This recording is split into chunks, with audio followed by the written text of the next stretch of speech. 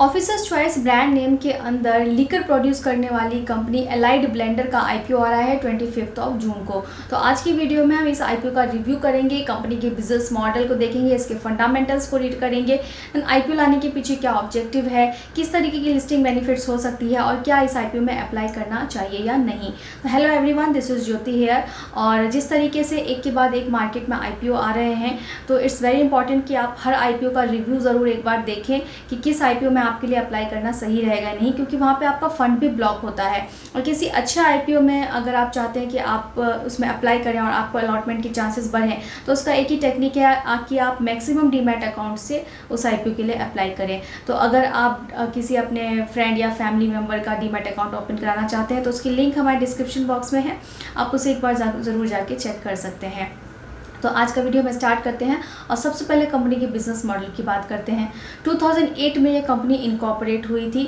तो officers choice, तो जो लोग ये प्रोडक्ट यूज़ करते हैं ऑफकोर्स वो इस नाम से फेमिलियर होंगे। तो ऑफिसर्स चॉइस ब्रांड नेम के अंदर ये अपने प्रोडक्ट्स की मार्केटिंग एंड सेलिंग करते हैं और एक्चुअल कंपनी का नाम है एलाइड ब्लेंडर।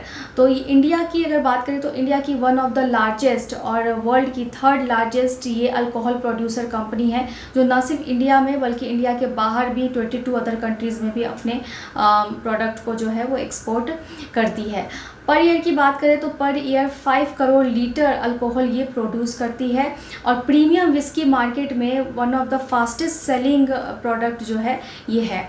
तो ना सिर्फ ये ऑफिसर्स चॉइस बल्कि ऑफिसर्स चॉइस ब्लू ब्रांड के अंदर भी इनके प्रोडक्ट्स होते हैं, जो वोडका, विस्की, रम, इन तरीके की जो प्रोडक्ट्स होते हैं उसको ये मैन्युफैक्चरिंग करती है और सेलिंग करती है। इसके साथ in water packed water bottles वगैरह भी इनके प्रोडक्ट्स के अंदर आते हैं। तो ये कंपनी का पूरा बिजनेस मॉडल है। तो काफ़ी यूनिक टाइप का ये बिजनेस मॉडल की कंपनी जो है ये अपना आईपीओ लेके आई है। तो ये कंपनी का बिजनेस मॉडल हो गया। अब हम इसके फंडामेंटल्स को एक बार देख लेते हैं। फंडामेंटल्स में आप यहाँ से देखेंगे तो इसके असेट को अगर आप देखेंगे तो असेट में पिछले 3 सालों में कुछ बहुत खास ग्रोथ आपको यहाँ से देखने को नहीं मिलेगी। रेवेन्यू की बात करें तो रेवेन्यू में यहाँ पे उल्टा ही हमको डिक्रीज़ देखने को मिला है। आप 22 से अगर आप 23 के बीच में कंपेयर करेंगे तो इनका रेवेन्यू जो है वो डिक्रीज़ हुआ है। प्रॉफिट आफ्टर टैक्स में भी कुछ खास फिगर अच्छे देखने को नहीं मिल रहा है। इनफैक्ट बहुत ही यहाँ पे होपलेसनेस यहाँ से देख के आती है कि इनका जो प्रॉफिट है वो बहुत ही कम है। मीन्स 2.51 करोड़, देन 1.48 करोड़, 1.60 करोड़, इतना प्रॉफिट। इसका एक ये भी रीज़न है कि इस तरीके की जो कंपनी होती है उनको काफ़ी हाई टैक्स पे करना पड़ता है। सिर्फ लास्ट 9 मंथ में कंपनी ने थोड़ा सा अपने प्रॉफिट को इम्प्रूव करके दिखाया है। अगर रिजर्व एंड सरप्लस की बात करें तो रिजर्व एंड सरप्लस कंपनी के पास जो है वो ठीक ठाक है।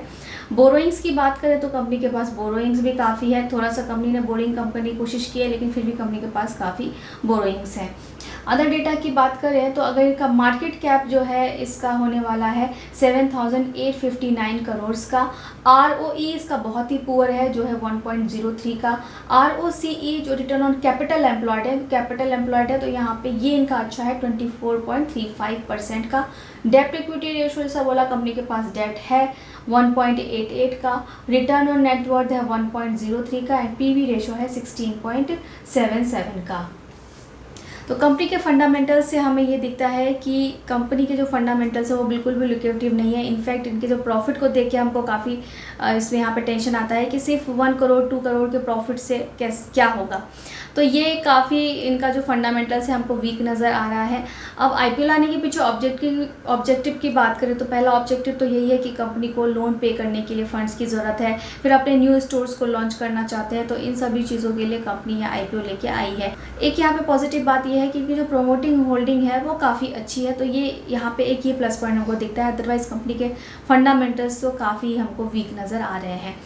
अब हम आईपीओ की डिटेल्स को देख लेते हैं कि आईपीओ की क्या इंपॉर्टेंट डेट्स एंड डिटेल है। तो 25 जून को ये आईपीओ ओपन होने वाला है एंड 27 जून को ये क्लोज हो जाएगा। देन 2 जुलाई को ये एक्सचेंज पे लिस्ट हो जाएगी कंपनी।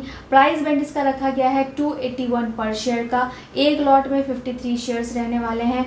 तो अगर आप रिटेल कैटेगरी में अप्लाई कर रहे हैं तो मैक्सिमम आप 30 लॉट्स तक के लिए अप्लाई कर सकते हैं और दूसरा अगर आप स्मॉल HNI में अप्लाई कर रहे हैं तो मिनिमम 40 लॉट्स के लिए और मैक्सिमम आप 67 लॉट्स के लिए अप्लाई कर सकते हैं।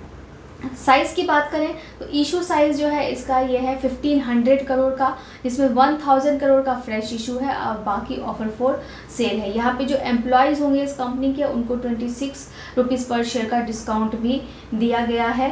रिटेल कैटेगरी के लिए यहाँ पे 35% शेयर्स रिजर्व रखे गए हैं और HNI कैटेगरी के लिए यहाँ 15% शेयर्स रिजर्व रखे गए हैं। तो ज़्यादा कोटा यहाँ पे रिटेल कैटेगरी के लिए रखा गया है। तो इस बेटर कि आप रिटेल कैटेगरी में ही अगर अप्लाई करना है तो उस सिर्फ रिटेल कैटेगरी के लिए अप्लाई करेंगे तो चांसेस ज़्यादा बढ़ जाएंगे।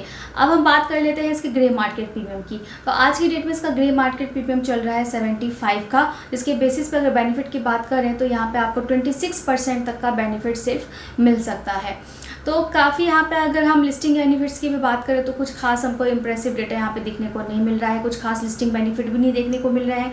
कंपनी के फंडामेंटल्स काफ़ी वीक हैं। सिर्फ एक चीज़ जो बहुत अच्छी है वो है कंपनी का ब्रांड नेम। कंपनी का ब्रांड नेम बहुत स्ट्रॉन्ग है। जैसे मैंने आपको बताया कि प्रीमियम विस्की ब्रांड्स के अंदर ये one of the fastest and maximum selling जो है ये ब्रांड नेम प्रोडक्ट है और बाहर भी इनका ग्लोबल लेवल पे भी इनका एक्सपेंशन है। तो ये बिज़नेस मॉडल से जो है कंपनी जो है काफ़ी वो लुक्रेटिव दिखती है, लेकिन कंपनी के फंडामेंटल्स हमें अच्छे नहीं दिख रहे हैं। देन इसका कुछ खास लिस्टिंग गेन, इसके ग्रे मार्केट प्रीमियम के हिसाब से लिस्टिंग गेन भी कुछ खास देखने को नहीं मिल रही है।